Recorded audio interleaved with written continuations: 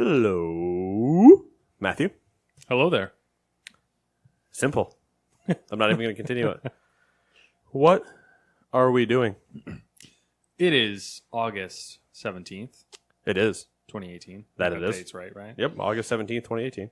And you are listening to the Gamers 2 podcast. Gamers 2. Now, normally, gaming podcast, I would start off with asking you what you've been up to in the last week. And we will get there.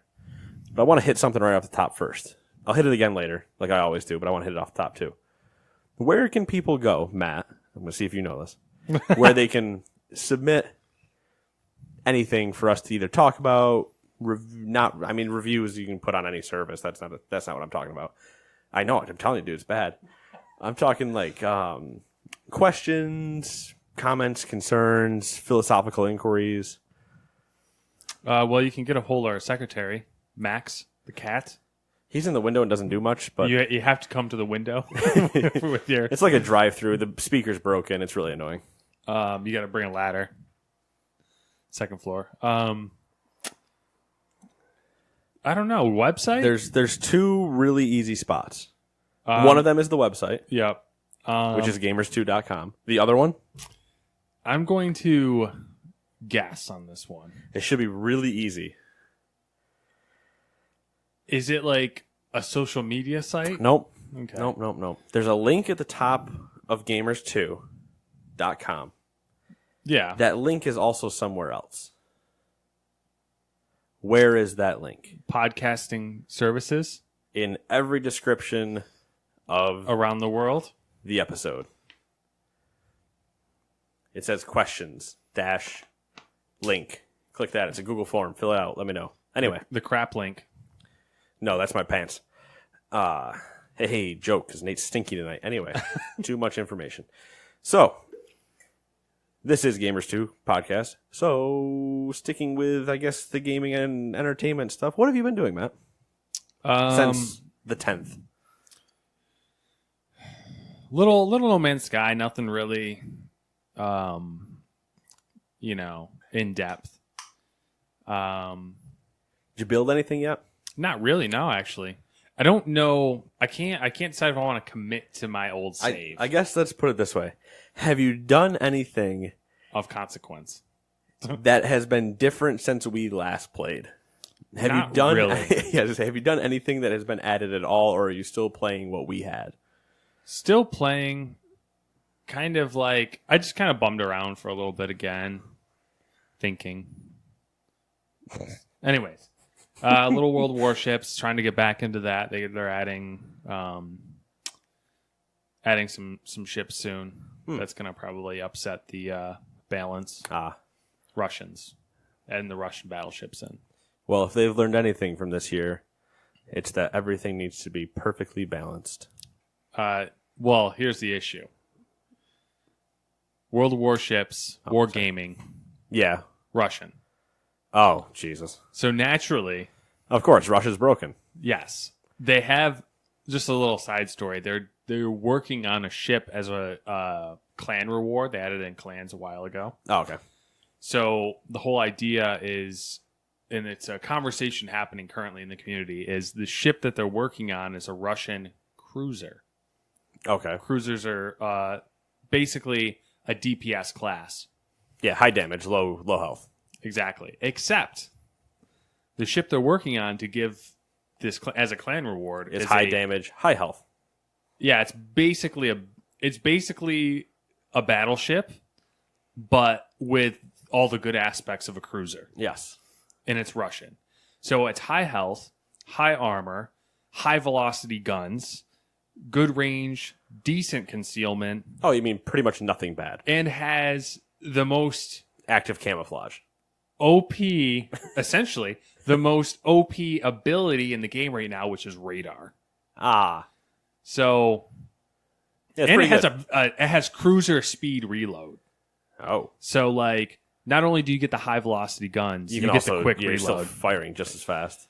But the reason why it's conversation is in the community is because it takes a clan member like a solid year of grinding to get it. So it's like a lot. It's the hardest ship to get in the game. Right. So it's like kind of like obviously it's got to have something good. Yeah. To it. Anyways, a little insight in the current World of Warships craziness. I'm sure a ton of our listeners are big World of Warships fans and appreciate everything you always say about it. You know what? I don't appreciate your condescending tone. I might be patronizing you, but at the same time, I don't know who listens to this. So yeah, probably. You think anybody wants to hear no me talk one about? plays. You think anybody wants to hear me talk about MLB FM and Agents of Mayhem? Nobody's playing that. I mean, odds are it's more popular than World of Warships if we go by statistics. I don't know. We'd be iffy to see that. Anyway, that's not the point. I've also dipped, making a little toe dipping motion here. It almost looks like you're counting as a horse, though. I just want to be clear. I dipped. My back just cracked. Like not a crack isn't like a good crack. Like joints are hitting each other that shouldn't be making contact. Anyways, I dipped the tip of my toe into World of Warcraft to see what it's about. I made an orc hunter. Okay. And I think I don't know. I just don't know. Okay, that's fine. I mean, it's not. I feel like the game's just not fun starting. How far have you gotten? Not very far. Like, played maybe an hour or something. No, and I agree. I hate leveling. It's my least favorite thing. And they know it. That's the part that's funny to me is they know it because they give you if you paid the subscription fee, they give you the option to test classes. Like you can a little trial. Yeah, you can go in and you can see what it's like at the end. Yeah. So it's like, hey, which if you buy the expansion, the new expansion, you get the the character boost as well. I'll try to keep that back there. Yeah. They also know because at 15 you can start doing the dungeon finder. Yeah. And it's not as advantageous now, but before it was like grind to 15 and then dungeon the rest of the way because nobody wanted to do quests. You just did that. Especially when you were on if you did the recruiter friend thing, you gain 300% experience when you're near each other. Yeah. So it was, all right, both of you grind to 15, that might take you 10 minutes. And then just start dungeoning, and you could get to 2. You get at least 2 in like almost casual play to the max before the 3 because the 300% only goes to so high. You could get up to there almost twice, probably more if you were really determined to do it, and just boost up as many characters you could to that point. And okay, and then just go from there. I'm gonna try to keep this quick because there's a lot of stuff we gotta get to. Haven't read any more of the Bruce Lee book. I'm gonna get back into it. There was a little NPR thing. I think his anniversary of his death was fairly recently or something like that. Isn't that a weird thing to say? It is. It's kind of weird. Anniversary of death, because I feel like anniversaries are happy things normally. Yeah, I agree. I guess technically they are memorials. I mean, like we have the anniversary of 9/11, but it's like, I don't know. NPR did a little thing on it the other day where they were like talking about how it's been like, I don't know, however many years since he died, 45 years. And, we still... 45 years since we haven't had a good movie. Oh, sorry. No. I got nothing really. And I've just been watching anime. So Samantha and I finished we rewatched Sword Art Online because we watched the movie and we're like, we really like this shit. Let's rewatch it. So we rewatched Sword Art Online. I rewatched One Punch Man because they just announced season 2. Which isn't until next year, I believe. Is what you told me. Yep, April 2019. Yeah. Which I think we should watch together. Yes, I will definitely do that. Okay.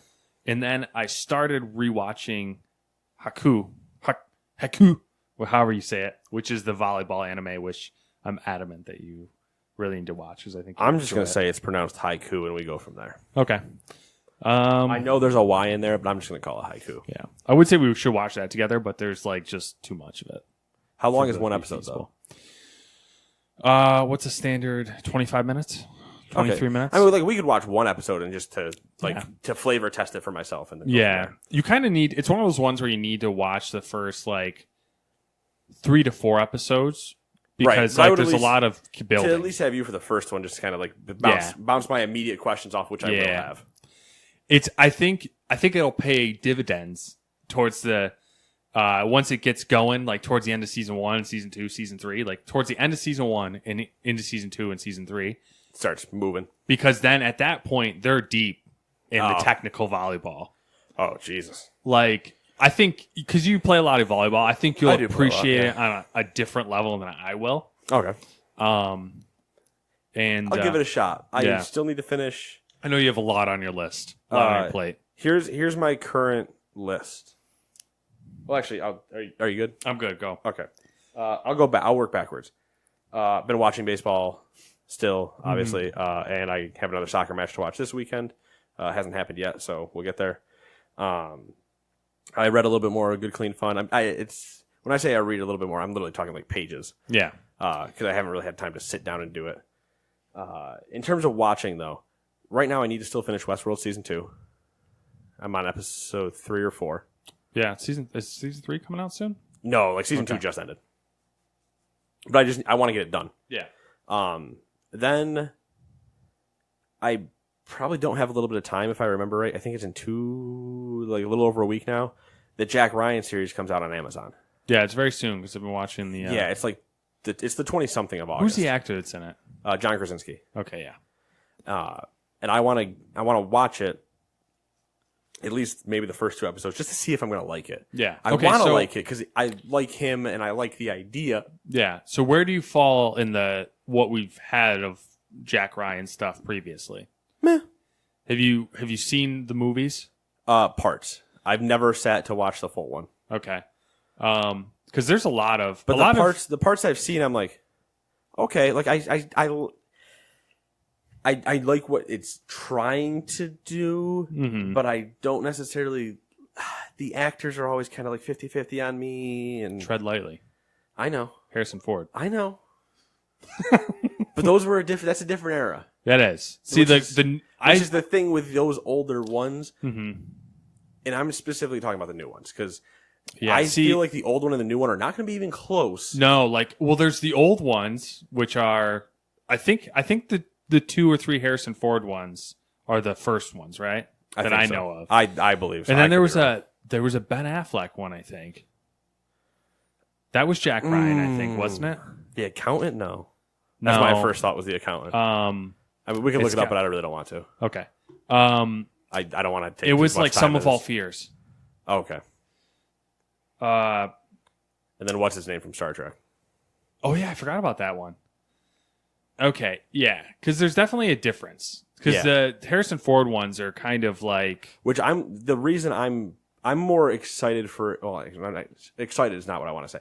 I'm looking forward more to it being a TV show than a movie, because it being a Tom Clancy thing that's a book, a TV show is easy. Is not easier. Is better. I think a better translation than a movie. Have you read any of the books? No, okay. But I'm a Tom Clancy fan of. Yeah. I have read some of his stuff and whatever. So I'm just want to give it a shot and see. Mm-hmm. Then, once that's done, or I've given up on it, I will have time again. And we get Man in the High Castle Season 3. See, that's one of the ones that's on my list. And it's bang on my alley. It's so good. It's like the whole World War II-esque storyline there. Like those components, I'll say. Yeah. Post too, but yeah. Alternate history, which is always interesting. Yep, especially on World War II alternate history. Mm-hmm. And it's like heavy political, cultural, stuff. Yep. And I straight up, it screams, my interest. I'm surprised you haven't watched it. Me? Well, it's always been, as soon as it was a thing, starting to be a thing, obviously it's a book. But yeah.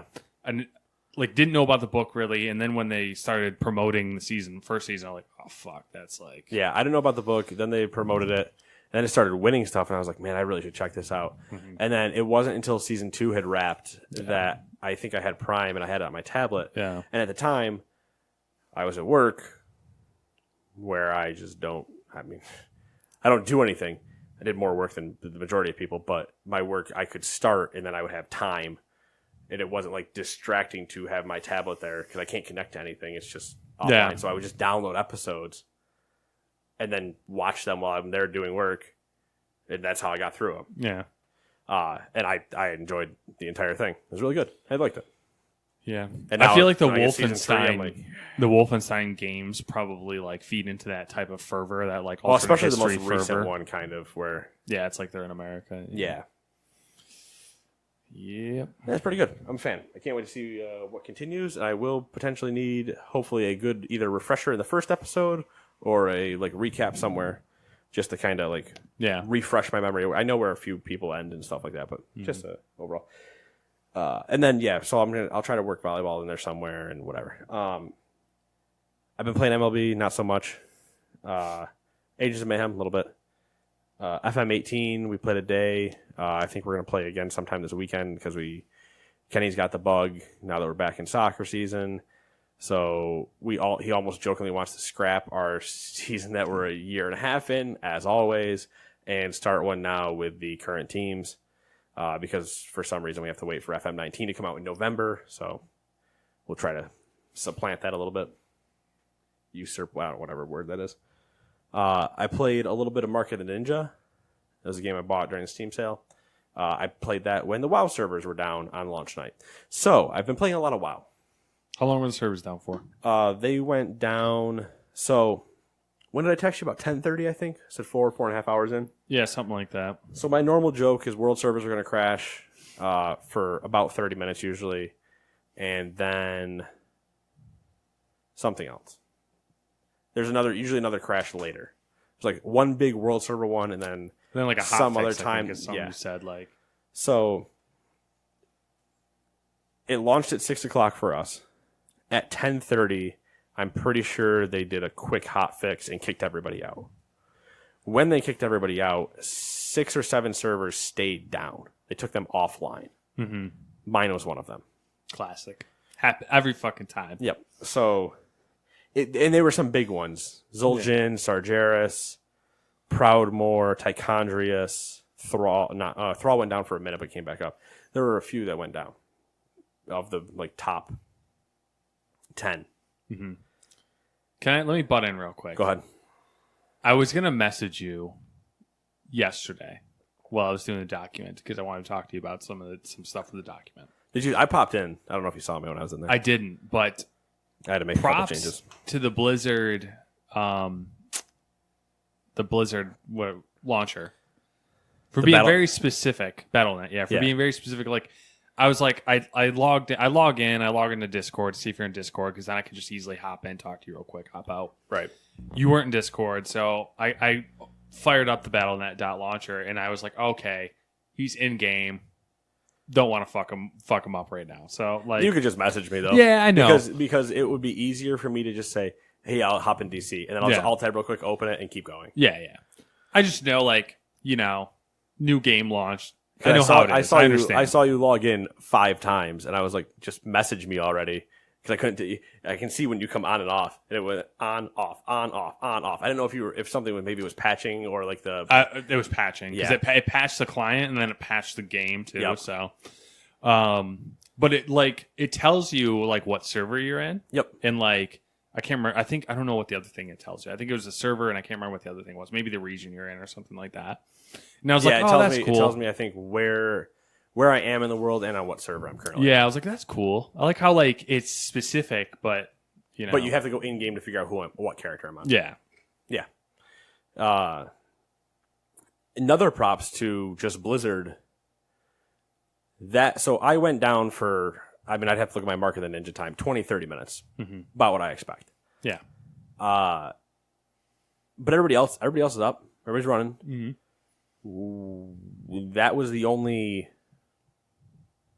I mean, there was some lag. There were definitely lag problems. Yeah. I think maybe we crashed one other time that we had to spin back up for, but that was like instant. Yeah. In an actual crash. And I think we crashed sometime Tuesday night. Yeah. Short but crashes. Quick. Yeah, quick. For what I expected to be a shit show, went really well. Yeah. In terms of like not having a ton of problems that you would normally expect. So Todd and I logged in early. Todd was on much before I was. I was in 15 minutes before launch time. and 5 minutes before technical launch time, the quest popped, and you just see everybody, because it pops directly on your desk, like you can't miss it, and everybody's just like, here we go, and you just see just like this swarm just start hitting the same portal over and over, and everybody's just, it's just a flood of people everywhere. Sure, awesome. It looks cool. Yeah, it was pretty funny to see. It was funny when I hopped on Discord to see your Discord. Everyone in who's your people that I don't know, but I don't even know some of those people. They just have access to the server. The whole list: World of Warcraft, Battle of Azeroth. Yep, whole list. Yep, we gotta go. We got things to do. That being said, I believe a player from Method, one of the big, if not Genji, the I think. biggest. I think that was his name. Yeah, biggest WoW guild of notoriety. I was going to ask you if you saw that. Hit it in. Yeah, we saw it when it happened. Hit 120 in 4.5 hours. Mm-hmm. Him and 2 other of the guild mates, and then the other 2 hit it right after. Mm-hmm. And then Todd and I hit it Tuesday night. That's not bad for casual. Yeah. I don't mean that in a derogatory term. No. That's going from Monday night at 6 p.m. till 3 a.m. I napped for 6. I went to bed. I slept for 6 hours, woke up, and went again. And I took maybe an hour to an hour and a half just between like food and bathroom and stuff. Did he do the same thing? Did he have time off and Yeah, he and I were on basically the same amount of time, and I beat him by probably 3/4 of a level. Mm-hmm. So it was close. Yeah, I mean, we weren't racing. Did you go? Were you? But we were in the same areas and doing the same stuff. Were you trying to hit 120, or were you just naturally playing the? I was going for 120. Okay, I was going for 120, but still, I was naturally doing it. Like I wasn't. You weren't doing. I wasn't I wasn't doing what they were doing, or like really quote unquote rushing through it. For Main what? For the way that I side quests as you go. I'm assuming. Yeah, I cleared. So there's three main zones, and the way the achievements break down for the zones is there are like 8 chapters in each zone. Mm-hmm. There's 7 chapters in each zone, which is one chapter is not one quest. It's like a series of quests is considered like that little part of the story. Yeah, it's like a little mini story arc. Right. Yeah. So there's like 8 of them, and I completed all of them, all 3 of them. The third one I finished right after I hit 120. So nice. Yeah. Todd's joke is that he reads really slow, which is why he was so far behind me. I was the first one out of everybody on my friends list. Do you read them? I'm curious about this one. Not in depth. Like I'll skim. Yeah, I'll skim. But like when I go through again later on another character, I'll probably read more. I won't read them like completely in depth because I leave that to the Reddit community to pull out the good ones for me. Yeah. But sometimes you'll see a quick like. If the characters I like there's an area of Vol'dun which has little foxes in it as like NPCs, and they're just cute and silly. So at times I would read what they were saying because it was just going to be comedic and funny. Mm-hmm. And then other times you reach an area where it's like, hey, you guys are kind of boring. Like I fucking don't care. Yeah, go get an egg. Whatever. Moving on. But yeah, it's been a lot of WoW. Yeah, as it should be. Right, and I'll be playing again tonight once we're done here. Yeah, we're moving right along into content. I gotta get raid isn't until I think mid-September, so gear up time and let's go. Do you need that long to gear up? You think? Or is that enough time to gear up multiple characters? I think I can potentially have another 120 by then and be raid ready, potentially. But that would mean like just go. But now that I'm done with volleyball. Technically, I can do that. Yeah. I had playoffs last night and the night before. Wednesday night, I won both the league and the playoffs on. Thursday night, last night, I came in tied second in the league, which technically I was third because of the tiebreaker between us. Mm-hmm.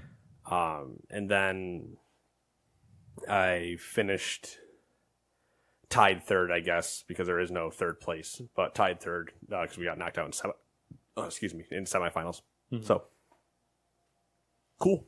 Yeah, I played with only 4 people the entire season on Thursday.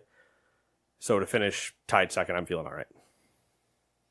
I'm also sore though. So anyway, let's get right to it because we got to move. Good news is The new release list is really short this week. We have Death's Gambit on PS4, PC, Hero Defense on Xbox, State of Mind on PS4, Xbox, PC, and Switch. We have Drunk Fu Wasted Masters on the Xbox, Treadnoughts on the Xbox and Switch, WoW Battle for Azeroth on the PC, and Graveyard Keeper has finally released on Steam on PC. Nate, you've been talking about Graveyard Keeper a lot. Not really, but I have hyped it up way in the past. We saw 2-pack. I've seen 2 packs in a row now. Mm-hmm. Am I buying it? Is it $20? Yeah. Do I have a 25% off coupon in Steam for having it on my wish list or something? Yeah. Am I going to get it? Definitely. Am I going to play it? Not right now. Well, I'm going to, but just not right now. Like, is it on? Did you say it released on Switch? No. It is though, right? Don't know. Okay. I believe they've deflected the question that they want to do it at some point, but they don't know when. Okay. But I'm fine with it being on PC. It'd be, for me, it'd be cool if it was on Switch. But what I am curious about is, because it's on Steam, and we have the Steam Link app, how would that play? Interesting concept. Yeah. But let's get to it. Okay. Do you want I feel like that really quick sound. I wanted to make that sound like Lonely Island when they're doing the Michael Bolton, Jack Sparrow. Yeah. Let's get to it. Do it. Anyway. Do you want to save games? It's not Gamescom. Do you want to save Quakecon stuff for last? Because there's a lot of it. So how do you want to do? You want to go backwards? We would start at 5. Oh, okay. Go through and then go back up to 1. Which I feel like we needed to. I mean, we always joke we need to decide this, but this thing's a garbage truck on fire, and we're stealing that because the other people really aren't actually a garbage truck on fire. I know they can't take that anymore. No, you're now successful and cohesive with high production value. Yeah, and a lot of money. Yeah, you know what? Let's go number 5. Let's save QuakeCon and start at number 5 with another Blizzard title. Diablo 3 is coming to. Okay, so real quick, we're gonna say 5, 6, 7, 8. Sorry, I mean, if you immediately went into. We can definitely do that. What Broadway play is that? I don't know. It's not a chorus line, is it? I don't. You lost me. 5, 6. It's gonna bug me now. I should know You'll that. think of it randomly. I'm slightly cultured. We're just gonna go 5, 6, 7, and we'll go back up to 1, just so I don't have to keep going 1, 2, and looking at the numbers and being wrong. Yeah. So number 5, Diablo 3 is coming to Switch later this year. It will cost you $59.99 and include the Reaper of Souls and Rise of the Necromancer DLCs. Of course, multiplayer will be present with the 4-player co-op on the same Switch. That's interesting. Yeah, I don't know how that's going to work. 4-player co-op on separate Switches offline, interesting as well. Mm-hmm. And over internet as well. The offline is really interesting because I figure you have to be signed into your Battle.net account, but maybe not. Yeah, I don't know. I don't know. I guess we'll see. According to Kotaku, this is the first Blizzard game on a Nintendo platform. Why am I like Shatner on a Nintendo platform in 15 years? Lost Vikings, Rock and Roll Racing, and Blackthorn were all SNES games ported to the Game Boy Advance. So that being the last time. Cool. Yeah. I think it's the easiest one, not counting Hearthstone. Mm-hmm. Which, why Hearthstone's not on the Switch yet either. This will probably just be paving the way, I think, going forward. We'll see. Will I be buying it? No. Do I love Diablo 3? Oh, yeah. It's a great thing. Great time. But I already own it, and I just don't need it again. Same reason I didn't buy it on console. That's a good reason. And it's not GTA. Yeah. Yeah. It's one where once you've played... What do I have? Maybe 100 hours on each of my characters. So, yeah, I don't need to keep going. GTA, Rockstar, always getting that money. Getting paper. All right, keeping the subplot going of games getting released on Switch. From Software's Twitter account has announced that Dark Souls Remastered will be releasing on Switch on October 19th. I think it was originally supposed to come out May 25th with the other consoles versions, but was delayed. Yes, that was true. Okay. Yes, we did also discuss that it was delayed, but they hadn't given us a date yet. Yeah. Number 7, this was written by me, which is why there's nothing else on it. Yeah, there wasn't really much to Like it was kind of just like a discussion type thing. I just saw like a zinging headline. Yeah, that was literally a classic clickbait headline with no content in it. I didn't click the article. Yeah, you got it. That's why I left it like that. It's like we can talk about it. That's good enough. So number 7, the Fort. You sound like an old person if you read the whole. Yeah, I'm not gonna. Okay, so I'm just gonna do what I should have done. Number 7, with Fortnite avoiding the Google Play Store, that could mean that Google will lose out on roughly $50 million in revenue. I mean, I did then continue to write my old person way of saying was curious what hurt they would take. But yeah, it's interesting to see. I meant to add something to this actually. Oh well, and I forgot to do it. Now you remember. The other little bit to this that was interesting is that Google is they added in a little message. So if you type Fortnite into the Google Play search bar, are they throwing shade? It pops up a message saying Fortnite is not available on the Google Play Store. Whereas if you type it into iTunes App Store, you get PUBG and various clones. Interesting. Which I think would technically happen on Google Play before. Yeah. So basically, and who I can't remember, is it what the dude's name is who runs Epic? Doesn't matter. That guy on Twitter was like, it's very reasonable for Google to do that to help customers avoid potential. Yeah. Yeah. Well, I think it's the same thing of them potentially. It's good all the way around, but it's also just, okay, you don't need to send me a support message saying why isn't this here? Like I told you straight up, it's not here. Yeah. Like not hard. So what do you think about Google losing money? You think they'll care really? I don't think they'll care because it's not their choice first. Yeah. It's kind of a drop in a bucket for them too. Yeah. I just think it's interesting that in a free to play game they lose 50 mil. Yeah. You know what I mean? Like that shows how much revenue that game generates and it's free. Yeah. So if you make a good free to play game, it can work. Who'd have thought you can make a good free to play game? If you go by iOS numbers, that's an accurate estimate too, because I think it was 54 million so far on it was something iOS. like that. I think Google doesn't really care and isn't putting up a fight on it because they are very much long game. Yeah. So like eventually Fortnite's going to die out. There's going to be something else or they assume. Exactly. I mean, we all would assume that eventually it has to die, but you never know. We are in a different world now. Exactly. I also wouldn't be surprised if they're just like, okay, that's another thing we don't have to worry about. You know what I mean? Like their Play Store is already cancerous in terms of like you can just throw anything on there. Yeah. So plus it's like, oh, we don't have to worry about like you guys dealing with us. You just are going to handle it. Sounds like a good time. All right, number 8, The Initiative. Microsoft's new studio announced at E3 has grabbed a bunch of talent from other high-end studios like Rockstar and Crystal Dynamics. Their latest addition was the lead producer of God of War. Weird. It's almost... Wait, Cory Barlog? No, his director. I can't remember the dude's name. Brian something, I think. Yeah, Barlog was the director, I believe. It's almost like those other companies had already finished all their games. Rockstar's pretty much done with Red Dead. Crystal's done with Tomb Raider. And God of War is already finished. Don't want to speak too soon about Crystal. No, but I mean, like, they should be done with the new Tomb Raider, or close to it, I mean. Like, the one that's coming out. The one where she's a Mayan murderer. Mm-hmm. Serial killing Mayans. The national Tomb Raider pastime. I'm intrigued.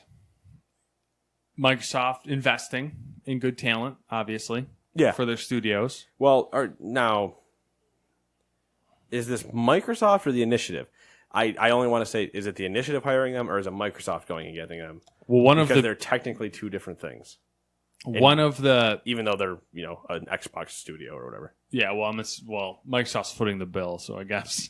I just mean, I guess Microsoft's footing the bill, yes, but the hiring's being done. Actually, the hiring's being done by The talent recruiter is from Riot.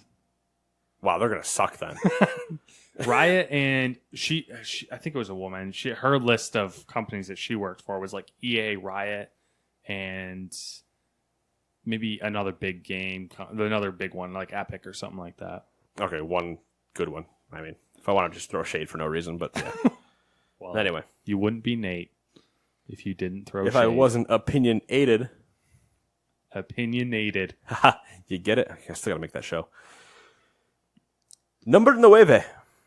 Crystal Dynamics, who Matt doesn't want me to speak ill of, has opened a new studio in Washington called Crystal Northwest. This is what I was saying. I know, I saw Don't speak too soon, they're... In Washington called Crystal Northwest. Its focus will be an Avengers project based on the Marvel franchise. I feel like we were supposed to have an Avengers game a long time ago, and Square owns it. Weird. Let's open a new studio and start it in 2018. Okay, cool. Don't start too soon. As Matt said, I would have thought, okay, cool. I already talked about that inadvertently. We'll ignore that. January 2017. Was that supposed to be a release? No, that was when they did the teaser. That was when they did. Was that when they did the teaser, or when they did the breakdown of who owned what Marvel titles going forward? Like that was when they announced the Spider-Man one, and then Avengers, and then all the other like. That was the teaser. It's that Avengers teaser. I don't know if you remember seeing that. No, I do. I just wasn't sure if that was the same time or whatever. Oh, so glorious! All right, it's stuck in my head. All right, number 10, Jeff Easterling of 343 Industries writer has clarified that Halo Infinite is in fact the next installment in the Halo story.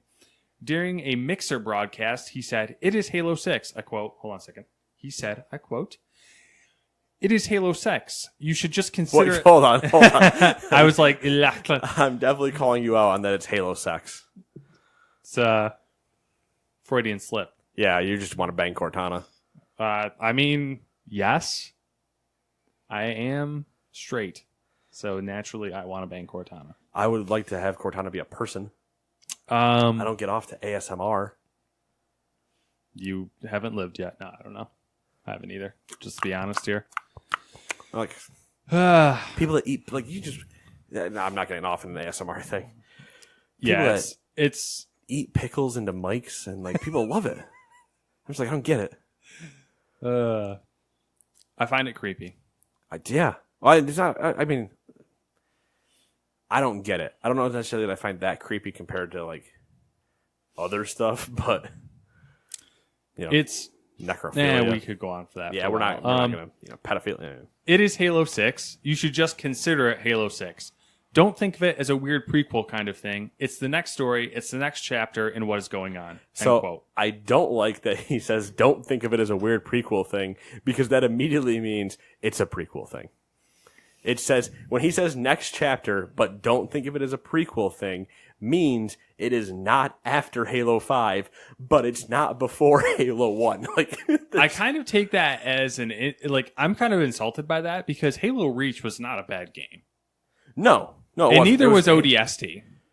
I agree that neither of them were bad games. I just think that they were what people wanted. Yes, I think ODST should not have been a full price game. It was a good game.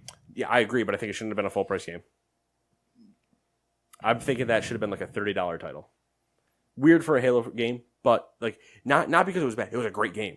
I'm just saying, in terms of like what you're gonna want to like pillar your franchise on, maybe that's considered like a sidestep. My argument to that though is it was still like equal length and content to the other Halo games. And there was the replayability and stuff, but Reach, I really liked. I thought Reach was a lot of fun. Yeah. Reach, I have the achievement for beating it on Legendary on solo, which was separate than beating it on Legendary. 2 different achievements. Why does Nate remember that? Because he's a masochist and weird. Anyway. I also like that we're calling it Halo Infinite, and it's Halo 6. Yeah, unless you guys have literally just gone, yeah, there's a new Halo game, and then just stop the comment there. Don't say anything else. Just say there is another Halo game. Full stop. Unless the title plays directly into the main story, I will be irritated. What if it's like... You've seen the memes that came out after E3, right? Halo Infinite and Doom Eternal and all these games that essentially technically like have no end by their names. Number 11. That's 11 in Spanish. EA has released an open letter stating that their chief design officer, Patrick Soderlund, is leaving the company and with his departure restructuring some of their teams. Patrick Soderlund was CEO of DICE, then moved to head of EA's worldwide studios, then again to chief design officer. Courtesy of Jason Schreier, the man, the myth, the legend at Kotaku, we know that EA has been trying hard to keep Soderlund around. For example, in 2017, EA gave him a $20 million, I'm going to repeat that real quick, for a chief design officer of video games. EA gave a $20 million bonus. Back up. That was before he was chief design officer. My bad. EA gave him a $20 million bonus without being chief anything. I guess technically he would be... I think he was CEO. Yeah, of DICE, Worldwide Studios or Worldwide Studios. Yeah. Okay, so he was still King Dick, but regardless, $20 million bonus. And for fiscal year 2018, he was given $46.3 million in stock options that made his company compensation higher than his boss, EA's own CEO. So there were stories that came out in 2017 that he's like, I'm leaving, which was the immediate like, what if we give you $20 million to stay? Mm-hmm. He's like, well, okay. And then you basically get the money and you're like, it wasn't about the money. I'm just not happy. Yeah. But I appreciate the money. I'm going to leave now. It's funny because they promoted him, obviously, and then gave him a lot of company stock. Like he made like something, I think the CEO, which was the second highest paid person in the company, was like 35 point something million or something like that. Yeah. And he still, dipped. Which I'm curious where he's going if that didn't want him to didn't keep him to stay. Like make him stay. I wouldn't be surprised just if because I mean those are 3 high titles. And with everything that EA has gone through in the last 3 years, I wouldn't be surprised if he was just like, you know what? I'm going to take like a year or more and just kind of relax and then do something else. Didn't someone at Sony leave recently? I mean, Ryan Clements, but I'm sure you mean higher than that. I'd say right now, Ryan Clements going to get a $20 million bonus to try to get him to stay. Yeah, that's true. Anyways. Yeah, that's something. Yes, somebody did leave Sony, though. You're not wrong. But that was a while ago. That was a while ago. Yeah. Well, it's kind of. I'm just kind of. I mean, like, Adam Boyes has been gone for a while now. But I'm trying to think through it and figure out what Xbox, that thing. Remember the rumors from a while ago where Xbox was making like a cloud service for gaming? Yeah. And they were like snatching up high profile. Yeah, except that the one cloud service guy that left, whoever, now works at Epic. That was the other part of, I think, that same rumor mill going around was that it was it wasn't the Sony guy. Somebody left and went to Epic to be part of their creative or their cloud division. I can't remember what we were talking about there, but this is roughly the same story. Yeah. They're like, cool, we'll do this. Then he's like, I'm going to go over here and make bank. Oh, it was the Crackdown project lead or whatever, who then left and went to Epic to do that. And then that cycled like Crackdown into 4 different studios now. Mm-hmm. And is probably unadmittedly in development hell. But that's not the point. We're not talking about Crackdown. All right. Number 12. So anyway, cool to see what Soderlund's going to do because they've made visually amazing games. They've just kind of missed it. Like, if he was with DICE, that means they missed it with Battlefront. Yeah. And I'm sure there was a whole shitload of stuff during the Battlefront times that he's like, I'm just not dealing with this anymore. Anyway, number 12. Number 12. According to the PlayStation blog, the PlayStation VR has sold more than 3 million units and 21.9 million VR games. Here are the top 10 most played games in North America. I think this is in numerical order. So, 1 being Elder Scrolls Skyrim VR. Cool. PlayStation VR Worlds. Makes sense. Rec Room. Also makes sense. Resident Evil 7 Biohazard. Crazy to be at number 4, I think. Yeah, well, kind of shows the options. Well, I mean, we're also but we're 3 years out from that existing, or 2 years out. 2 years out from that existing. The Playroom VR. Makes sense. Job Simulator. Also makes sense. Until Dawn: Rush of Blood. There's something that tells you more. Batman Arkham VR. That's the same thing. Farpoint. Makes sense. Super Hot. Super hot. Which, great game. I feel like really people are sleeping on Super Hot. Super Hot should be number 1. Which I say sleeping. It's been out for a while. You shouldn't be sleeping on it anymore. It's a great game. Go get it. Like, it's not a question. Actually, looking at the list, Super Hot should definitely be at least number 2. It should be in the top 3. I would only say like there's the random like Job Simulator or something that has a cult enough behind it that I think Job Simulator. I can tell by this list though that there hasn't been like people might be buying the games and stuff like that, but they're not playing them. Like VR Worlds, Rec Room, and the Playroom VR are the like built-ins, aren't they? They're like the freebies that you generally get, and they're like you pop it in once, you play a couple minutes of each game, and then you dip. Yeah, you don't need to be there anymore. Not to mention like Batman Arkham VR is a experience. It's not really a game. Right, yeah, you're moving around the manor and stuff. The other thing, discussing PlayStation numbers, is the MPD came out. And you want to take a guess? Only because I know this exact one and I won't worry about the rest of the 10. Number 1 selling game for the month, PlayStation 4. What is it? Of July? Sure. I'm assuming it's July because it came out this week, so yeah, it can't be August. PlayStation 4's number 1 selling game in July, according to MPD. Oh fuck! This you're gonna hate me when I tell you. That's all I'm saying. Don't think that hard. I don't know. It's just Madden. No, that's August. Month. I don't know. I can't think of what came out in July. You don't need to. Is that a hint?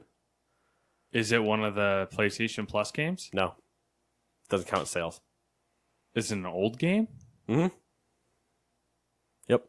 Is it Skyrim? Nope. What has always, pretty much since its release, been in the top 5 of MPD charts? Period. I don't know. GTA 5? Yep. GTA 5. It was on sale in most places. Still number 1. The joke, they're going to have to release another game to have number 1 and 2. Yeah. So wait till November when Rockstar has the number 1 and 2 spots in every MPD chart. Oh my god. Well, that won't exactly happen because you'll have Battlefield and everybody coming out too, but still. They fucking re-released GTA 5 again. In like a... Yeah. Yeah. So here we go. It's Quakecon time. Yeah. All right. So here's the deal. I'm going to run through this. I wrote, and you're going to, I'll run through everything. Okay, there you go. You commentary. Oh, my favorite thing to do. Or, if it leads into discussion, cool. If it doesn't, we'll move on. All right. So real quick, I don't want to derail. Like, I'm not going to derail too far. I'm just going to discuss my favorite thing to do in anything. Mm-hmm. Just to watch people talk and then just shoot input at it. I bite my tongue so many times in like work meetings where I hear somebody say something. I'm like, yeah, it'd be a great fucking idea, wouldn't it? And I'm just like, oh, I can't say that. Loser. I just immediately want to be like, you're an idiot. Why are we here? But that's not the point. So, yes, go for it. This is not by all means everything. I just kind of skip through stuff. For example, I do not mention Elder Scrolls Legends. There was Elder Scrolls Legends. And there was news about it. Yeah, stuff about it going to a different platform or there was... Yeah, we'll kind of dip into it. It's not so much interesting in itself. It's interesting in the conversation that it starts. I think I know what conversation it starts. Teaser. Oh. Or foreshadowing or like something. I think it's a... Anyways, so the Quakecon keynote. Knowledge check? I don't know. Bethesda announced that there's a Bethesda Game Studios Dallas, and it was formerly Escalation Studios. They essentially purchased it. They were working for Bethesda for a little bit now, so it's kind of just making it official. Makes sense. Yep. Quake Champions is now free to play, and it got some updates. Cool move. Yep. For people that still are pumped about Quake, I never really gave a shit, but hey. Yeah, the audience seemed to be thrilled. And listen, if you're at QuakeCon, you better be pumped about Quake. Yeah, seriously.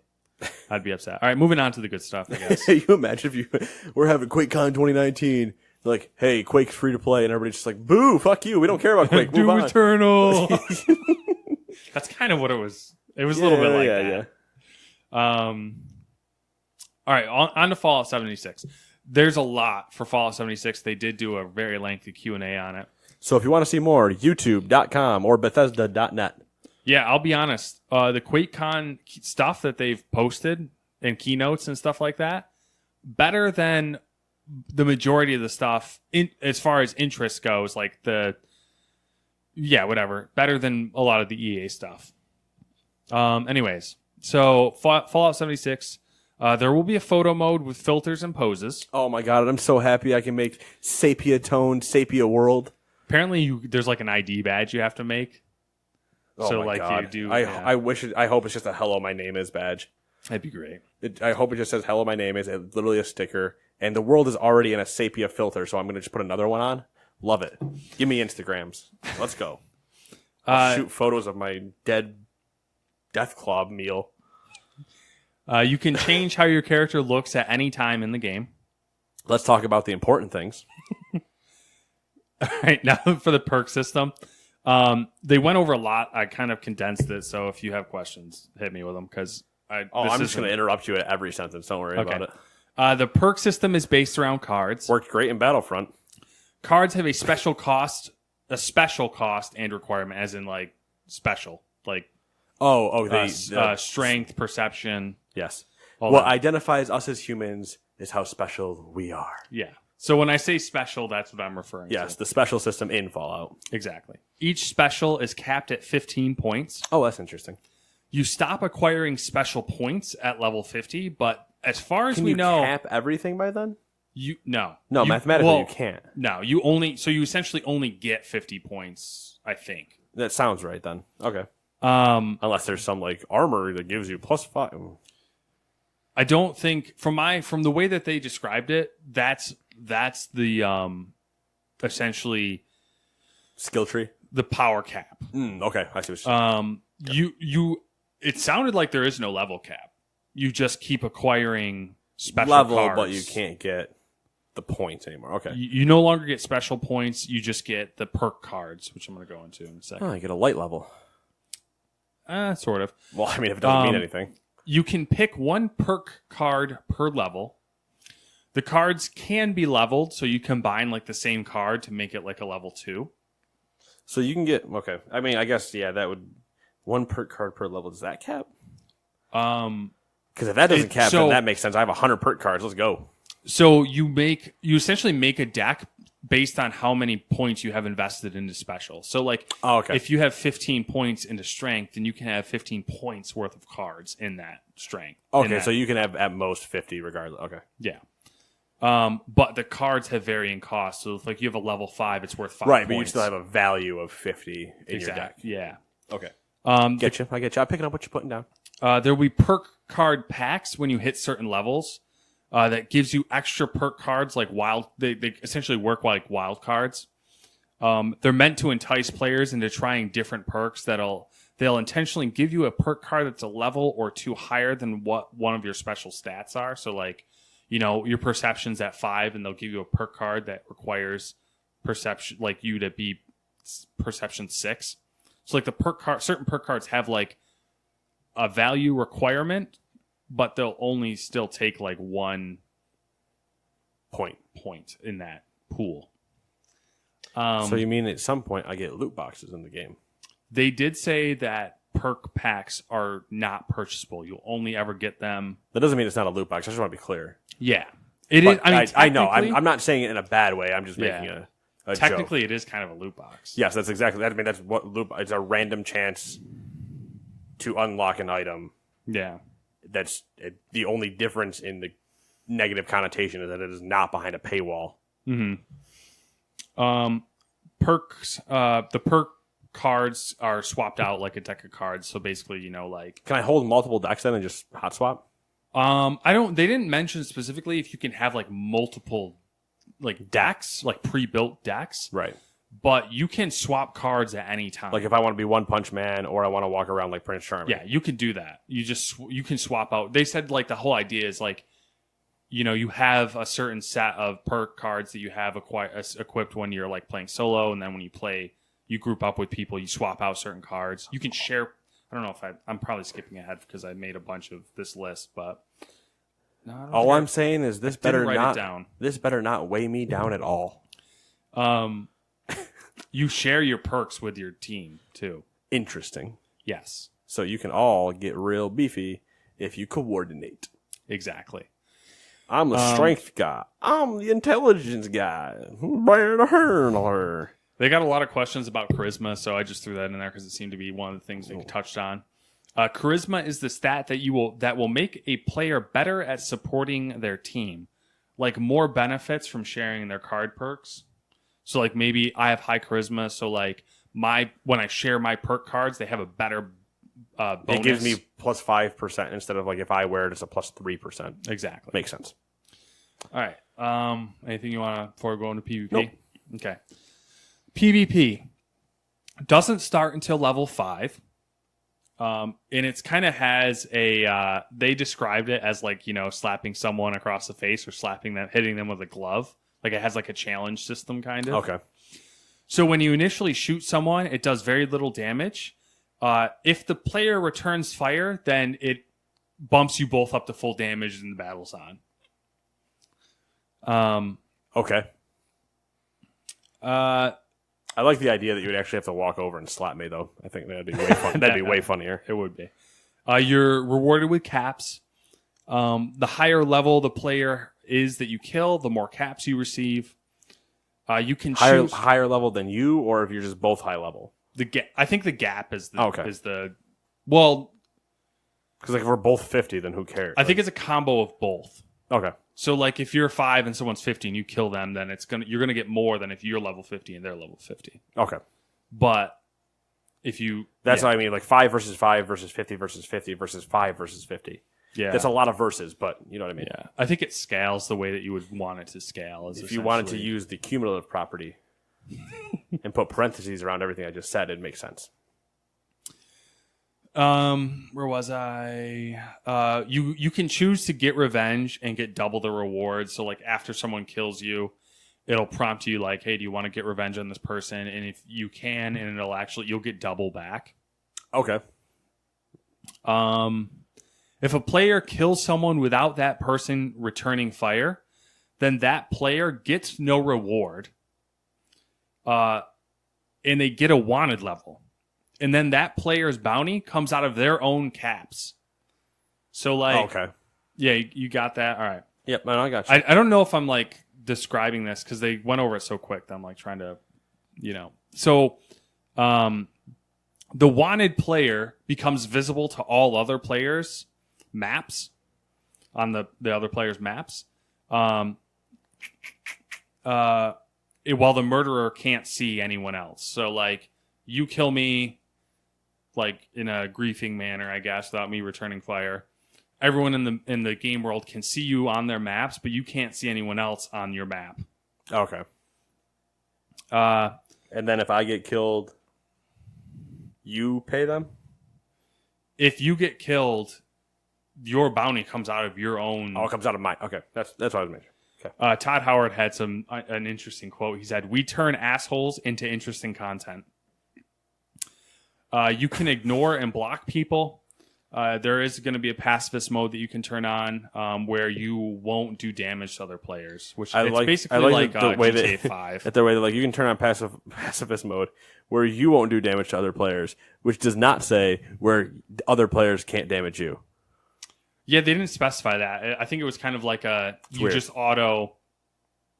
You just it's just can't a weird go into combat. It's a weird thing to determine when you're like pacifist mode where you can't attack another player. Well, you're like, wait a second. You're still saying that Frank can shoot me? That's not what I wanted to happen. I wanted the opposite.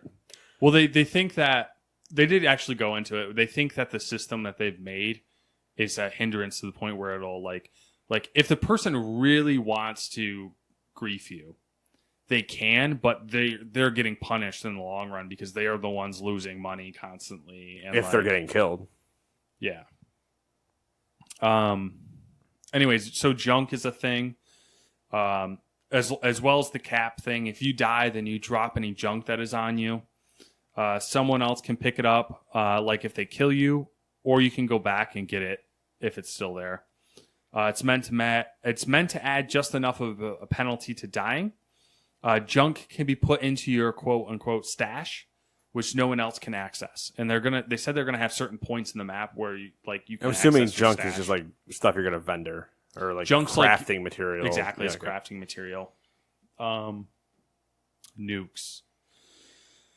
Let's see here. Essentially, they said nukes will destroy your camp, but there's a blueprint system that will allow you to save your structures so you can recreate them easily. They specifically said they're doing private servers. They didn't say whether it would be available at release or not, but they said they're doing private servers, and they are like dedicated to supporting mods on private servers, I'm assuming. All right. Yeah, so that's Fallout 76. A lot of Fallout news. Go read it somewhere else if we confuse you. Yeah. I hope that was kind of easy to understand. All right, if we didn't, I'm going to take the next one. You can go ahead. You want to? You know more about the game than I do, so I'm going to give it to you.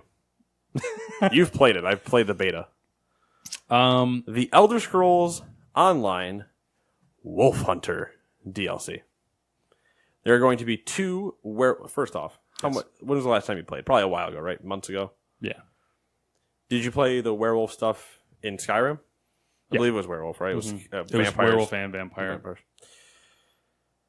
There are going to be two werewolf-themed dungeons. Raids. Cool. Yeah. Raids or dungeons? Are they not? Are they the same thing in Skyrim? Dungeons not in Skyrim, in Elder Scrolls. For lack of a better, they don't really have raids per se. Like their dungeons are kind of their raids. Like how big is a party? It's still like 5. They don't. Okay. You know, like makes sense then. I see what you mean. That'll be out for PC on August 13th, which means it's out now. And they'll be out for PS4 and Xbox One on August 28th. So right around the corner. Yes. It's kind of a small DLC in the grand scheme of things. The next DLC will be Murkmire, which is Argonian themed. Which, if I'm correct, those are the lizard people? They are the lizard people. Mark Zuckerberg at his finest. Ooh, lizard joke. Got him. And Elder Scrolls Online Plus, which I believe is their subscription model, as it is now free to play, is getting more rewards in Q4. Which they said they will, in a couple weeks, they'll have more details. Cool. Yep. Hey, power to it being one of 4 MMOs that exist. Yeah. I think... And when I say exist, I mean like are surviving well. Yeah. It's very actually, it's probably 3 now. It's probably not 4. I think Guild Wars 2 is going under. Yeah, it's very underrated, I think. As far as... I think, from my experience, it's the best MMO to play if you plan on playing mostly solo. You can do almost all the content solo. I would agree. I think the only one that gives it a run for its money in that category is Star Wars. I think, having played both, I think it's easier to solo Elder Scrolls. I bet it's easier, but I mean, like, in terms of having a story and kind of, you can play Star Wars like it's just a big RPG because it's literally you're tailored to your instance things and your story and stuff like that. Like, it's a BioWare game, you're making choices that are actually doing that. But yeah, I see what you mean. Okay, Doom Eternal was up next. There's new and updated weapons, like the shotgun with the meat hook. Which, let's be fair, who doesn't want to be Roadhog in Doom? Yeah, dude, the amount that you can fucking jump around with that thing is actually pretty dope. Yeah, and when we say meat hook, that's the other thing too. you shoot it, it gets stuck into an enemy and then pulls you there, not the enemy to you. Yeah. So, interesting. Reimagined enemies from previous games. Obviously. It's Doom. You're going to be in hell. No shit. Yeah. There's destructible demons in the way that, like, each one breaks down different ways. Like, I didn't know how to describe this. It's similar to what we've seen before in Doom. Yeah. Just the bodies have different breakaway parts. It makes the kills unique. Exactly. Unique to the character model. Mm-hmm. That's a good way of putting it. I got you. Dark Souls style PvP. Players can team up or not. You can do it solo as well. Invade other player campaigns as demons. Interesting. I believe they also said there was a way to turn it off if you didn't want to experience it. You can opt out of it. Yeah. But I mean, cool thing. I would probably wait until I was done with the campaign, and like if I was going back in for anything, I would turn it on just to see it for a first time. But interesting. There was a metric shit ton of gameplay shown. Yeah, I mean what I say, there was a 20-minute video that we went to watch kind of before this, and at least 15 of that were gameplay. Yep. And they mentioned specifically that they're building a universe. Yeah, we're no longer just having Doom. We're having Doom Eternal Universe. And it's just like not Sky. Well, I mean, Skybox is kind of, but the levels and worlds they're showing are like, okay, we're not playing a 10-hour campaign anymore. It looks really good. Welcome to some story. Because as they said, we love lore. Having not played the first one, watching it has very much made me want to get in on the hype train and jump on the bandwagon. I mean, we say the first one. The 2015 one was or 16, whatever. The remake. I don't even know what it would be considered. Reboot. I mean, I would consider reboot. I would consider it a reboot. We're going reboot. It's not like this game was failing, so we're rebooting it that way. It's like we haven't had this game in so long. Let's revitalize this franchise. Let's breathe some life and resurrect the Slayer. Rage 2 was the next game. Eden Assault, which is the extended trailer from what we saw at E3. It was a gameplay trailer that gives the basis for the beginning of the game. Takes place 30 years after the first game. It shows off multiple factions. There's a fuck ton of factions. And it shows off a convoy assault and vehicle combat. It shows upgradable weapons and abilities. And I feel like there was something else about Rage 2 that I am forgetting. There was something else. Was it co-op? They didn't show any co-op. Might have been a co-op multiplayer story. I'm going to real quick look it up if you want to hit control over there. Yes. And I'll kind of keep talking a little bit, but I definitely, because there was before you wrote this part up, I started to write stuff, and that's when I just went, Quakecon. Like, I'm just not bothering anymore. Yeah, there was a lot of Quakecon. Definitely thought that there was a Rage thing about. So, I guess I'll keep going. Yeah, I'll talk a little bit about it. I kind of just, Nate was forced to read my bullet points that were meant to remind me of things, so he kind of got the He first off says forced. I just wanted to give the man a break, because getting through Fallout is a long story. Yeah, so basically it was what we saw at E3, but with more in front of it and more at the end of it, if that makes any sense. And they just kind of gave an overview of the game, saying that like the events of Rage 2 takes place 30 years after Rage 1. There are recurring characters. The abilities thing looked pretty cool. They almost look like force skills. It's interesting. According to id Software's co-developers on the project, this is from a site called comicbook.com. According to id Software's co-developers on the project and the team behind the first Rage, studio boss Tim Willits, Rage 2 has multiplayer, but it's not your typical multiplayer. It's some type of social component because the team knows community is important. Or in short, it doesn't have multiplayer in the traditional sense, but it has something social. I wouldn't be surprised if it's like a hub world or something like that. Hey, come show off your cool vaporwave aesthetic looking dude. Mm-hmm. That's what I think it was. I did not come across that, but I had to look it up because the first article that came up was from E3 where it says that's not going to have multiplayer. And then the second one where the next article right after that was like, may have multiplayer August 10th or something. And I'm like, oh my God. All right. Where do we go from here? We are going to go and try to move right through these. I'll take 2. Thanks to an IGN interview with Pete Hines, we have a little more insight into why Fallout 76 won't be releasing on Steam. First off, he basically said that they aren't leaving Steam and that they are determining what will be sold through Steam on a case-by-case basis. He specifically said they haven't decided if Doom Eternal would be sold through Steam. Here's what he said to IGN about Fallout 76. Okay, I'm going to stop right there for a second. Kind of going back up, he might be about to cover this. Yeah. I'm going to make the bad decision of putting an input before I read it. Okay. I'm assuming it's also part of, like, they've seen how many problems Steam has had with the hackers and mods and everything like that. And if they put it on theirs, they feel like they can control it better. And he's saying that in about 10 seconds? Okay, cool. Anyway, so now we'll go to Pete. Quote, we feel like the best way for us to provide the best experience and service to our customers is to be dealing with them directly and not through someone else. There are some different things that have happened or have come up where having everyone work directly with you does make things a little easier in terms of talking to your player base and having them talk to you. I am 100% sure I know whose fault it is and whose problem it is when you're having an issue with the game. It's ours. We have found very good successes. Yeah. I don't like your word, Pete. We have found very good success in having those direct relationships with customers and not been able to see those same benefits when we work through somebody else. And so, specific for Fallout 76, we are going to try this because we think it will give us the best chance to do right by our customers, end quote. Cool. I mean, It was more about basically what we've already talked about in weeks past and expect.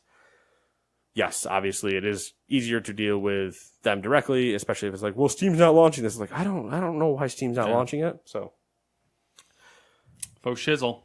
My nizzle. Yeah. There was a little bit more to it where that touched more on what you were talking about. Mm-hmm. But it was like this, it was not necessary to get the idea of it. So. All right, number 3. Variety had the opportunity to interview id Software studio director Tim Willits, and we got some interesting info out of the published article. Apparently, Avalanche Studio is the lead on Rage 2 and doing the majority of the work, with id Software providing support. They're also using Avalanche's Apex engine to have the seamless world. Looks like they're considering the Switch for a possible release, too. Tim Willits said, quote, we're looking at the tech on that right now, and we're still evaluating it. We stream everything, and we're just looking. Because everything is open, everything's available, so there's no low-level loads. We're looking at that now, but we don't know. End quote. So they're considering it.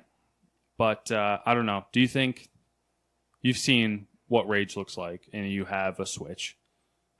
Do you think it could handle it?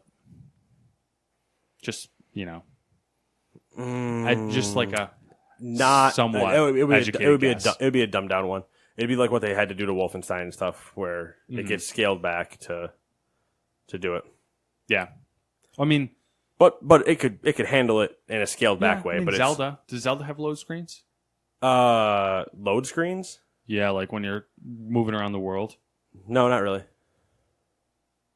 I don't think there's ever really one that I can remember.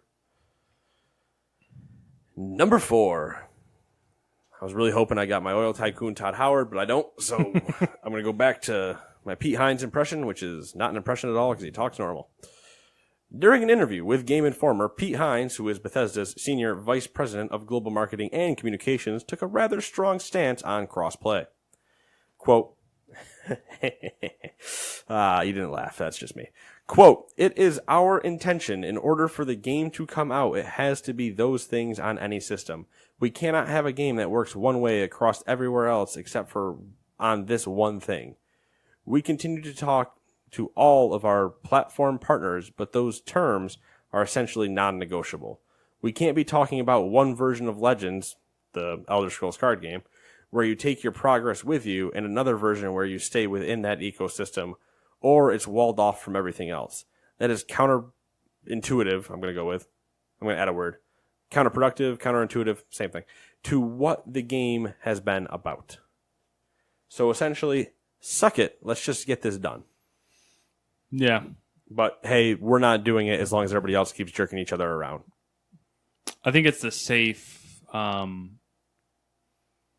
It's a safe bet for them, I think, to push it on this game. It's not going to be like a Fallout 76 or something. That, and I think it's also it's the correct call to go. It's not us. Yeah, it's them, which is what needs to keep happening. But that's it for the week. That's the news. It's a lot of news, a lot of Quakecon, a lot of stuff to go digest.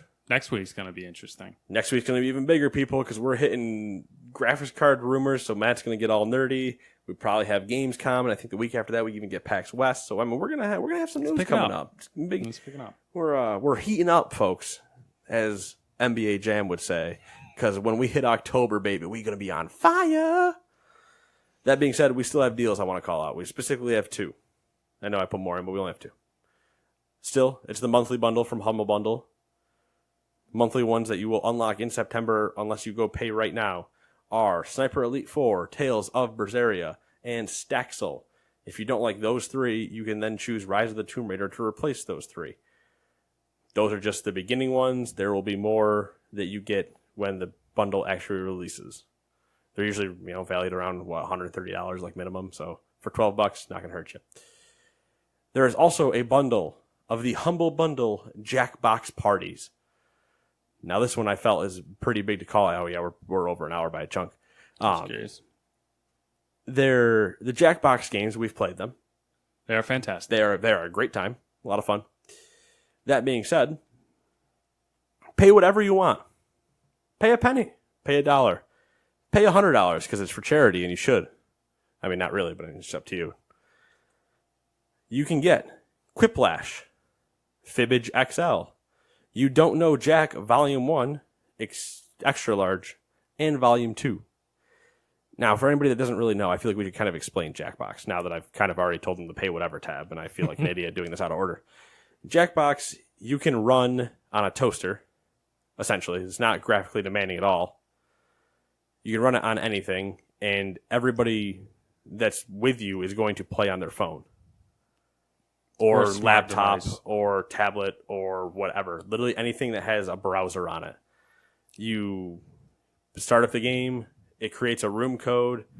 People go to, I think it is jackbox.tv or whatever. Like, it tells you right where to go. And then you enter that room code and it puts you in, and you use the controller, in quotes, becomes that. So whether you have to draw like a picture on your phone and just type in words.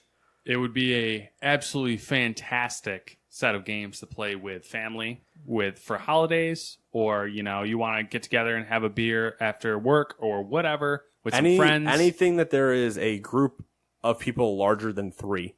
Yeah, great time. It is we've never had a dull or a bad time when. No, I mean the last time I actually played Quiplash last week sometime because one of my friends was playing on WoW. And it was before the expansion dropped, and I had it open in a different browser. I wasn't watching the Twitch stream to see the actual results and stuff. Mm-hmm. So I'm just opening the browser, and I see the prompt come up, and I just enter stuff. I won 3 games. Really? Yeah. Well, they were all stuck on one joke about some 55 gallon. Yeah, and I was just like, not gonna win. I'm more creative than you are. So yeah, pay whatever. Like I said, $1, $10, whatever. You get Quiplash, Fibbage XL, You Don't Know Jack, Volume 1, Extra Large, and Volume 2. You beat the average, which I think currently sits at about $10. You get all that stuff in the first tier, plus the Jackbox Party Pack, which is a collection of games. The Jackbox Party Pack 2, which is another collection of games. You Don't Know Jack 3, You Don't Know Jack 4, The Ride.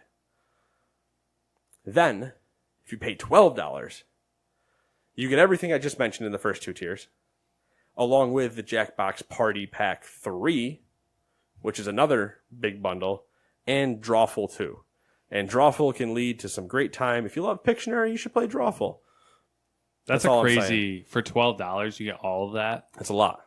I might have to get that one. You know what you could do? Because I only have some of those. You know what you could get that with? You could get that with our link, which is in the description in this video. It's not a video. It's a podcast. But there is a video if you're watching on YouTube. That's all I'm saying. Does this export to YouTube and it's a completely black screen but just our voice? Yes, it does. It's there. It's actually not in the YouTube video. Don't do that. It's just podcast. Shut up, Nate. Moving on. There is a listener question. I think this is going to be a quick one for us, so I don't have to draw on it too long, because I know we're already late as it is. But this person did go to those forums that we talked about at the beginning of the show, both at gamers2.com or the description of this podcast. It's really weird. They listened. They did it. This is from Raphael, which looks like a pasta type. Raphael Esposito? Yes. That sounds familiar. Does it? It does. I mean, you want to Google it? I'm going to Google what you're saying. Who knows? It could be completely, somebody that's trying to pull a fast one on the naming. See if it's a reference. Anyway, the question is, I need a new mobile game to play while I wait on my pizza. So, in no particular order, from both Nate and Matt, what are your top 2 mobile gaming recommendations for Apple and or Android? And by the way, Raphael, I think we just figured out who you are. Considered by some to be the father of the modern pizza. I like it. Well done. I appreciate all these things I learn. He's Italian owner of a tavern called Pizzeria di Pietro e Basta Cose in the 19th century. I feel like you should really put some spice on that. Come on. No. I will tell you. All right. Anyway. This is going to be a quick one because I'm not a mobile gamer by any means. Fair enough. So if I were to play a game on mobile. While you're waiting for a pizza. Waiting for a pizza. Which is 15 minutes. Really, there's 2 choices for me. Well, that's what they wanted. They wanted 2. Fallout Shelter. Okay. I'm going to make sure to give 2 different ones because I feel like we'll probably potentially be the same. And then some sort of tower defense game. Which... Okay. I don't know. I can't think of one off the top of my head. I can think of one, but it costs money. Yeah. And it's what I've talked about before. Bloons. Bloons. But we'll talk about that. I'll show you that after. But it's a tower defense, easy, fun time. Yeah. I think it's like $3.99. It might be more. My 2, then. I will remove Fallout from my list. Even though that probably... I mean, that's a good one. That is a good one. Fallout Shelter. And I'm going to ignore, like, Candy Crush and Clash of Clans. Nah. Roller Coaster Tycoon by Atari. That was a favorite for you. It was. I jammed to that for a while back in the early days of this podcast, which, congratulations to us, we're over a year. Woo! I feel like if we were in a video, I would have brought a cake at some point and like made a big deal about it, but I don't really care that much. I mean, I do, but anyway, number 2. So yeah, the Roller Coaster Tycoon. It's what Roller Coaster Tycoon is, but it's simpler. It's just a slim down theme park simulating building management type game. Pretty easy. The tutorial kind of walks you right through it. And then the other one I kind of have a hard time like choosing a second one because yes, you have answers like Hearthstone's mobile, but it's like that's not. I don't know. Could you do that in 15 minutes? You could probably play like a game in 15 minutes, but it's hard to get somebody like to intro into people because you're so far along now with so that's not going to get in there.